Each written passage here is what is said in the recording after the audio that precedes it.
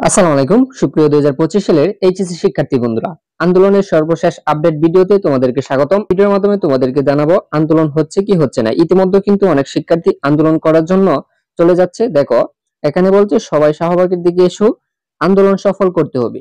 ইতিমধ্যে সকলে আন্দোলন করার জন্য কিন্তু একত্রিত হচ্ছে ঢাকা শাহবাগে। দেখো আন্দোলন সফল না হওয়া অবধি চালিয়ে যেতে হবে এইচএসসি 2025। দেখো সবাই রেডি থাকেন ইনশাআল্লাহ। Justice for HSC base 2025।